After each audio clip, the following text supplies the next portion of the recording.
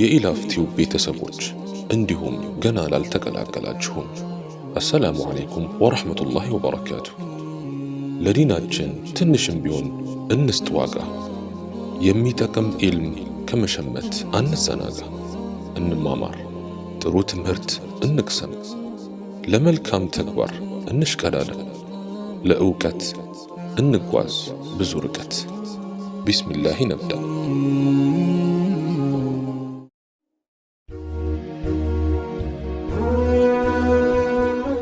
አንቱ አዛኝ ነቢይ፣ አንቱ የሁሉ በላጭ፣ የድሆች አባት፣ አንቱ የነቢያት መደምደሚያ፣ አንቱ የአላህ ወዳጅ፣ አንቱ የወንጀለኞች አማላጅ።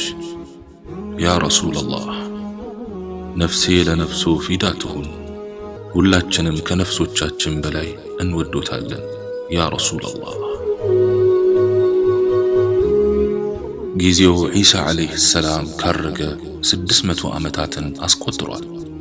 ዓለም በጨለማ ተውጣለች። የሰው ዘር ድንቁርናው ከምንም በላይ አይሏል። በዚያ ዘመን ዚና ዓለም ላይ እጅጉን ተስፋፍቶ ነበር። የዓረብ ነገዶች በተለያዩ የጎሳ መሪዎች የሚመሩ ቢሆኑም ጉልበተኛው ከደካማው፣ ሀብታሙ ከድሃው፣ ባለብዙ ዘመዱ ከባይተዋሩ እየቀሙ የሚኖሩበት ዘመን ነበር። በዚያ ዘመን ስልጡን የሚባሉት ፐርሺያዎች እንኳን እሳት በማምለክ የዘቀጠ የአስተሳሰብ ድንቁርና ውስጥ ነበሩ። በዚያ ዘመን ሴት ልጅ የተዋረደች ፍጥረት ነበረች። ሴት ልጅ ያለው አባት ከአቻዎቹ በነጻነት የማይቀላቀልበት ዘመን ነበር።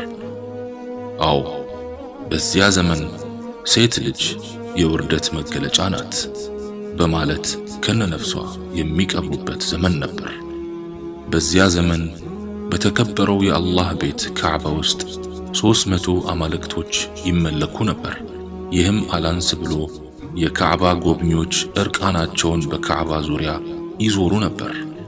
የሰው ዘር በዚህ የድንቁርና ባህር ውስጥ በመዋለል ላይ ሳለ አንድ ነዋሪነቷ መካ የሆነና እሷም አሚና የምትባል አረባዊት እንስት አብዱላህ ከተባለ ሕጋዊ ባለቤቷ በመካ ከተማ ጸነሰች። ይሁን እንጂ አብዱላህ ባለቤቱ ነፍሰ ጡር ሆና ሳለ ከቁረይሽ ነጋዴዎች ጋር ሸቀጥ